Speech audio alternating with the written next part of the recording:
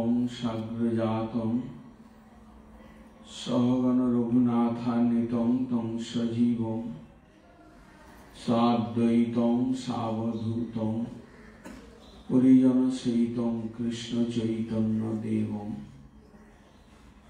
श्री राधा कृष्ण पादान् सहगण ललिता श्री विशाखान्विता वंशाकल्पतरुभ्यश्च कृपा सिन्धुभ्यैव च पतितानां पावनेभ्यो वैष्णवेभ्यो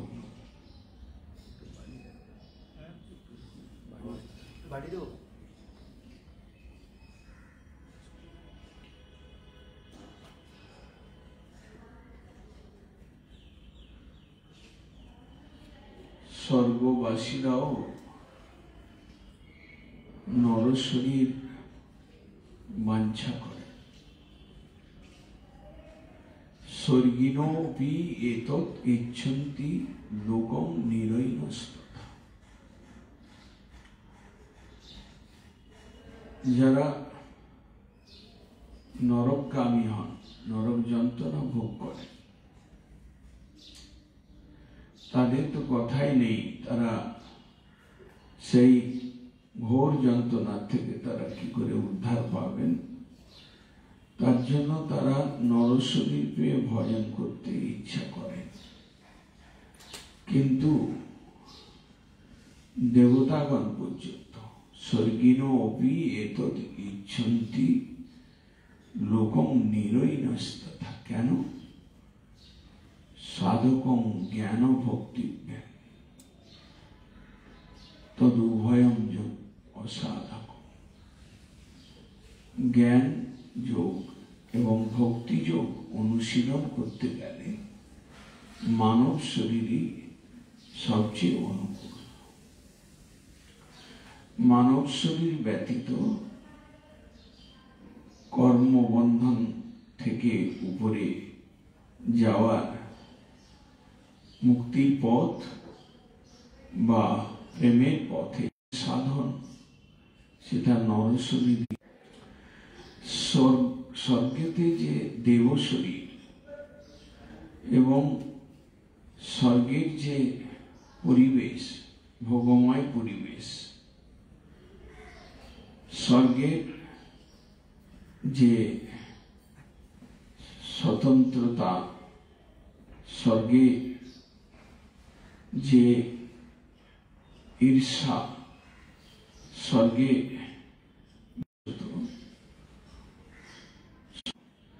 সেই সঙ্গে স্বর্গলোকে সাধুর অভাববশত ভজনীয় পরিবেশ, ভজনে উৎসাহ দান করবার মতো কিছুই নেই। তাই মর্তলোকে, যেখানে মৃত্যু ভয় রয়েছে, শুধু তাই নয়, যেখানে জরা ব্যাধি আদি ক্লেশ রয়েছে, যেখানে ত্রিতাপ ভোগের একটা ব্যবস্থা রয়েছে, সেই ক্লেশ, দুঃখ এবং ত্রিতাপ জ্বালা সহন করতে করতে মানবের নির্বেগ আসবার একটা স্কোপ, সুযোগ থাকে। আমি ভোগে মত্ত রয়েছে, ভোগন মত্ত, কিন্তু আমার মত্ততাকে প্রশমিত করবার জন্য এমন কিছু দরকার যেটা স্বর্গে নেই, এমন কিছু দরকার, এমন কিছু পরিবেশ অনুকূলতা দরকার যেটা নরকেও নেই। তাই স্বর্গিনো অপি এতদ ইচ্ছন্তি দেহং লোকং নিরৈনস্তথা। এই যে মানব শরীর, এটা স্বর্গ সাধনের মূল। কৃষ্ণ উদ্ধবকে লক্ষ্য করেও এই সকল কথা জানিয়েছেন। নরশরীর সর্বফলানাম মূলম সর্বসাধনানাম। সর্বসাধনের মূল, সর্বপ্রকার ফল প্রাপ্তির একমাত্র উপায় স্বরূপ এই নর শরীর।